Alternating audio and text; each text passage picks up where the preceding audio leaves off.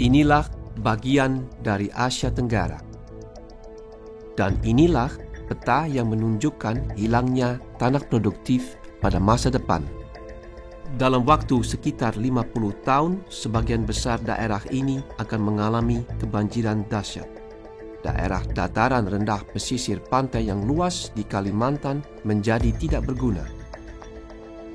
Juga di Sarawak, serta di Sumatera.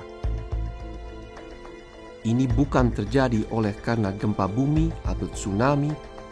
Ini justru disebabkan oleh drainase.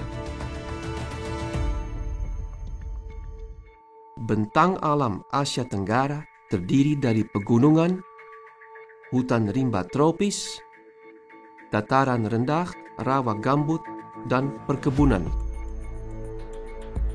Hutan-hutan rawa gambut ini makin lama makin banyak ditebangi.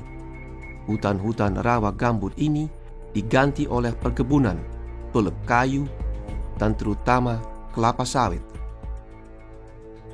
Untuk memproduksi kelapa sawit, permukaan air di tanah-tanah rawa itu harus diturunkan lewat drainase. Oleh karena drainase ini, tanah gambut organik akan mengering, menjadi sensitif terhadap api dan kebakaran.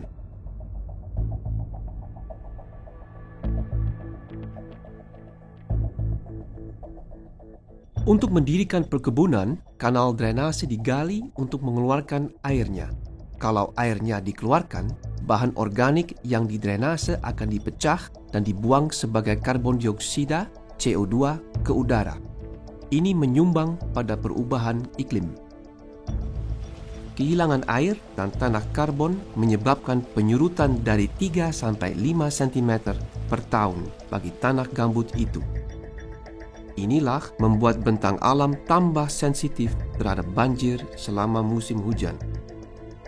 Pada musim kemarau, oksidasinya akan berlanjut dan permukaan tanah menjadi makin lama makin rendah.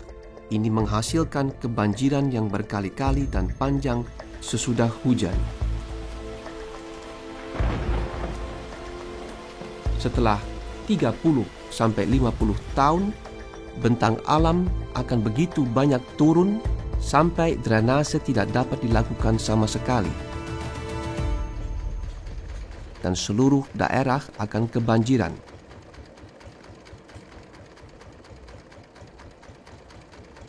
Tanahnya akan menjadi gersang dan tidak produktif, serta kebanjiran untuk beberapa waktu lamanya.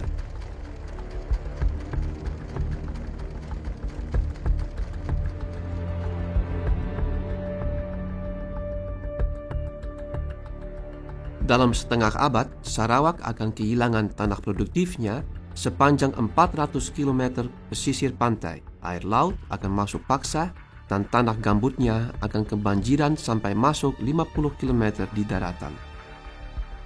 Juga Kalimantan akan kehilangan ribuan kilometer persegi tanah produktifnya. Yang sama akan terjadi di Sumatera. Desa-desa dan perkebunan akan tambah mengalami kebanjiran. Orang-orang akan kehilangan pekerjaan dan penghidupan mereka. Apa yang dapat dilakukan untuk mencegah bencana ini? Drainase tanah-tanah rawa gambut harus diberhentikan. Bendungan harus dibangun untuk memulihkan permukaan air. Daripada peluk atau kelapa sawit, penggunaan bermacam ragam tanah lain harus diperkenalkan. Ada ratusan spesies tanah rawa setempat yang dapat diolah untuk membuat produk-produk yang komersial menarik tanpa drainase. Secara ini, tanah-tanah gambut dapat dilestarikan dan penyurutan dapat diberhentikan. Dengan mempraktekkan penggunaan tanah basah inovatif ini akan ada masa depan bagi generasi-generasi berikutnya.